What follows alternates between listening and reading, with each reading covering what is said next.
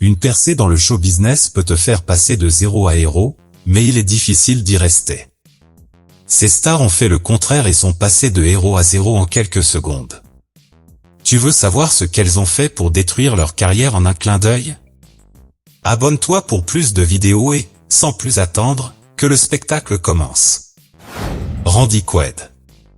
Il y a plusieurs façons de ruiner sa carrière, mais Quaid a probablement choisi le chemin le plus court. Il est devenu complètement fou. La star de plusieurs films de National Lampoon a commencé son spectaculaire effondrement public en 2009, lorsque lui et sa femme ont été arrêtés pour ne pas avoir payé une facture d'hôtel. Cela n'a certainement pas mis fin à sa carrière, même si la facture s'élevait à $10 000. Mais il s'est avéré que ce n'était que le premier signe de folie en coulisses. Presque aussitôt que ce problème a disparu, le couple a été arrêté à nouveau. Cette fois, ils avaient squatté une maison qui leur appartenait. Ils ont décidé de fuir, et c'est au Canada que les bizarreries ont commencé à apparaître. Quaid a prétendu qu'il fuyait en fait les Hollywood Starwalkers. Selon Quaid, les Hollywood Starwalkers sont une organisation secrète qui se consacre à la création de scandales fabriqués de toutes pièces pour discréditer les stars et mettre fin à leur carrière. Quaid affirme que des géants de l'industrie tels que Chris Penn, David Carradine et même Heath Ledger ont été victimes des Starwalkers. Amateurs de conspiration, vous avez un DIE ici. Mark Salling. Toutes les personnes d'un certain âge se souviennent de pubs d'Angly. Après tout, il a été le plus grand spectacle sur Terre pendant un certain temps. Mark est devenu une sorte de sensation en tant que sportif, un personnage indispensable dans tout ce qui se passe au lycée. Et avouons-le, tout le monde aime les méchants sexy.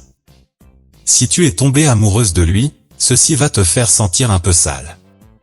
En 2015, une ex-petite amie de Salling a appelé la police pour lui dire que Salling distribuait des photos, et pas des photos respectueuses de la famille. La police a obtenu un mandat de perquisition, et il leur a été assez facile de trouver les preuves qu'ils recherchaient. Ils ont fouillé son ordinateur portable, une clé USB et un disque dur, et ont sorti environ 50 000 vidéos et photos. Évidemment, les producteurs de sa prochaine émission l'ont immédiatement mis à la porte. Il ne lui restait plus qu'à se concentrer sur les problèmes juridiques auxquels il était désormais confronté. Il a accepté de plaider coupable, mais l'affaire n'est jamais allée aussi loin, car Salling nous a abandonnés dans un canyon californien avant sa condamnation. Tila Tequila. Cette belle femme est probablement la première véritable star des médias sociaux. Elle a commencé comme un grand nom sur MySpace, mais s'est sentie tout aussi à l'aise sous les feux de la rampe après que la plateforme se soit éteinte. Elle a obtenu sa propre émission sur MTV, intitulée A Shot at Love with Tila Tequila, et est même apparue dans l'émission In How Pronounce You Chuck and Larry. Sa carrière était définitivement sur la bonne voie, mais quel est le moyen le plus facile de faire dérailler une carrière prometteuse comme la sienne? Eh bien, il suffit de dire à tout le monde à quel point tu aimes Hitler. Je n'exagère pas en disant que c'est exactement ce que Tila Tequila a fait. Tout a commencé par une série de blogs insensés sur son site internet. Elle prétendait avoir appris la vérité sur la Seconde Guerre mondiale et sur Hitler, et qu'il n'était pas la personne terrible qu'on lui avait attribuée. Mais ce n'était pas assez choquant pour Tila. Elle a décidé d'aller encore plus loin en postant des photos d'elle à l'extérieur du tristement célèbre camp de la mort nazi d'Auschwitz, habillée comme un nazi armé et peu vêtue. Étonnamment, même après tout cela, elle était sur le point de faire son retour en 2015 lorsqu'elle a décroché une place dans Celebrity Big Brother. Mais lorsque quelques personnes ont souligné toute l'affaire des nazis, les producteurs l'ont immédiatement expulsée de la maison. Effrayant. Stephen Collins. Savant Heaven était une série télévisée assez emblématique, mais tu seras peut-être surpris d'apprendre que le prédicateur à la morale inébranlable de la série n'était pas si moral dans la vraie vie. Stephen Collins a été arrêté en 2012 après qu'un enregistrement de ses séances de thérapie a été divulgué à la presse. En un clin d'œil, la police de New York, la police de Los Angeles et la Special Victim Task Force de Manhattan étaient à ses trousses. Qu'a-t-il pu dire pour provoquer une telle réaction? Était-il vraiment diabolique? La réponse courte est oui.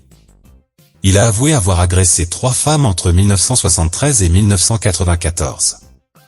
De toute évidence, c'est le pire crime que l'on puisse commettre. Dès que la presse en a eu vent, sa carrière était terminée. Il a même été renvoyé de Tête 2. Ces films pourraient te faire penser que Seth MacFarlane se moque de ce qu'il dit, alors quand il pense que tu as dépassé les bornes, tu sais que tu as fait quelque chose de très grave. Il ne semble pas que Collins ait fait de la prison pour ses crimes. Au lieu de cela, il semble qu'il ait épousé l'un de ses super fans et qu'il ait déménagé dans l'Iowa. Rob Lowe. Ce type est devenu une star très médiatisée au début de sa carrière. Grâce au Brat Pack, sa carrière était définitivement sur la bonne voie, jusqu'à ce que la jeune star de Saint LLLLS Fire décide de jouer dans un tournage très différent, un film qui ne s'adresse pas à toute la famille. Bien sûr, certaines célébrités se font un nom grâce à leur film, mais Lowe avait fait une grosse erreur. La jeune fille du film n'avait que 18 ans et un jour. Pour sa défense, il ne savait pas qu'il avait 18 ans lorsqu'il l'a rencontrée avec son ami dans une boîte de nuit. En fait, l'âge légal en Géorgie, où la cassette a été tournée, est de 18 ans. Techniquement, il n'avait donc rien fait d'illégal, mais bien qu'il ait évité la prison, sa carrière en a beaucoup souffert. Il a même perdu un rôle dans Titanic à cause de cela. Ça doit faire mal. Il dit qu'il a été chanceux de pouvoir continuer à travailler en tant qu'acteur, mais il sait qu'il n'est jamais devenu la star qu'il aurait pu être. Eileen Bowman. Normalement, la meilleure façon de lancer ta carrière est de te faire reconnaître par le plus grand nombre. À moins que tu ne fasses comme Eileen Bowman. Si son nom ne te dit rien, c'est qu'il y a une bonne raison à cela. Elle était une artiste en devenir quand, on ne sait trop comment, on lui a proposé d'être la tête d'affiche du numéro ouvert des Oscars. C'était son premier emploi à Hollywood. C'était en 1989, et être la tête d'affiche cette année-là signifiait qu'elle serait vue par un nombre impressionnant de 42 millions de personnes aux États-Unis. Elle a commencé la séquence d'ouverture incohérente de 11 minutes en apparaissant sur scène habillée comme Blanche-Neige de Disney sans aucune raison. Elle a ensuite chanté une version suraiguë de You Only Have Eyes for You. Alors qu'elle chantait mal, elle s'est promenée parmi le public de stars, ignorant à quel point il ne voulait manifestement pas interagir avec elle. Ce moment a longtemps été considéré comme le plus embarrassant de l'histoire des Oscars. Robert Blake. Voici une façon assez unique de ruiner une carrière d'acteur. Robert Blake a eu une carrière qui s'est étendue sur près de 70 ans.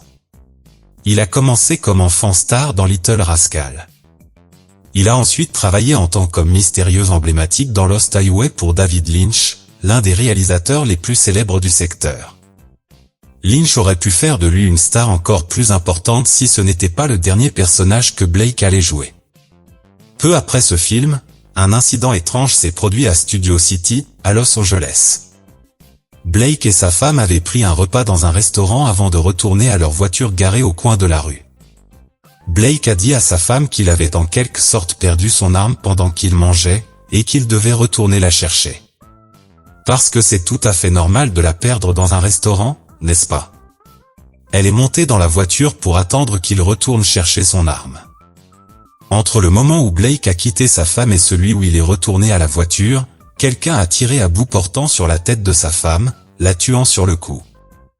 La police a prouvé que l'arme que Blake était allé chercher n'était pas celle qui avait tué sa femme. Mais il a de nouveau eu des ennuis lorsque, l'année suivante, 2 cascadeurs se sont présentés à la police avec une histoire intéressante. Selon eux, Blake avait essayé de les engager tous les deux pour tuer sa femme à sa place. Leurs antécédents de consommation de drogue ont permis aux avocats de Blake de les discréditer lors du procès. Le tribunal a reconnu qu'il avait intentionnellement causé sa mort. Plus tard, il a commencé à demander du travail à des producteurs, mais personne ne voulait se rapprocher de lui. Mais si tu veux rester près de nous, abonne-toi à la chaîne dès maintenant et, bien sûr, regarde cette vidéo depuis l'écran, tu vas adorer.